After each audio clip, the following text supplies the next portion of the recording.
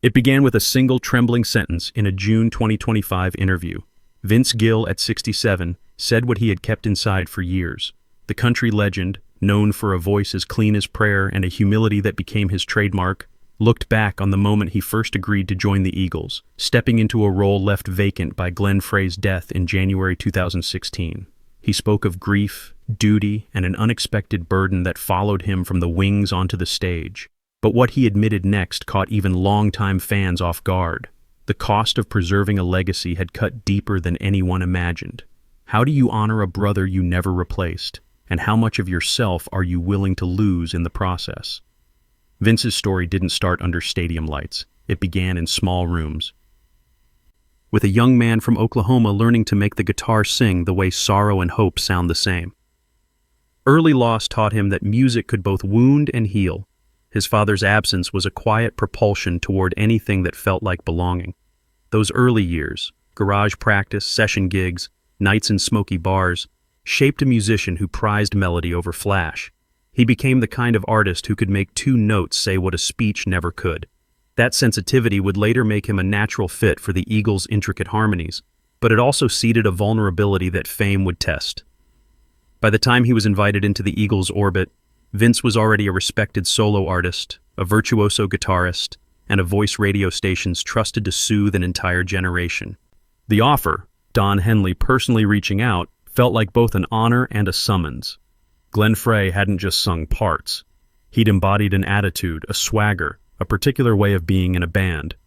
When Frey died in January 2016, the Eagles lost more than a member. They lost a personality threaded through their music. The surviving members wrestled with an impossible question. How do you continue a band when a founding spirit is gone? When Vince accepted the invitation in 2017, it was with a reverence that bordered on reluctance. He never wanted to be a replacement. "I never wanted to push my world into theirs," he later explained. He pictured himself as a caretaker, someone to keep the songs alive for the fans, for Glenn's family, for a history that deserved respect. But on the first nights, the crowd's silence felt like a verdict. Performing "Take It to the Limit," Vince remembers the room holding its breath, measuring every phrase. For a few heartbeats, he felt exposed, like an actor stepping into a role written for another man. Then, after the first chorus, the room exhaled. "I think it's going to be okay," he says, the audience seemed to say. That tiny shift became the fragile hinge upon which everything else turned. Yet acceptance from the crowd did not erase the inner tension. Backstage, in the quiet between songs, the weight of expectation pressed on him. He missed his own repertoire. He missed the freedom of being simply Vince Gill. Critics and fans debated whether anyone could fill Glenn's space, and Vince read those conversations like weather reports, some sunny, some stormy.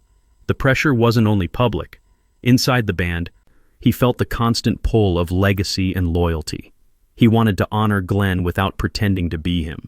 He wanted to make the music live again without dragging his personal catalog into a space consecrated by decades of memory. That restraint, refusing to perform his own hits, even when Don Henley suggested it, was part humility, part protection. He didn't want to give people one more reason to look away. The turning point came in a simple performance, a moment where technique bowed to truth.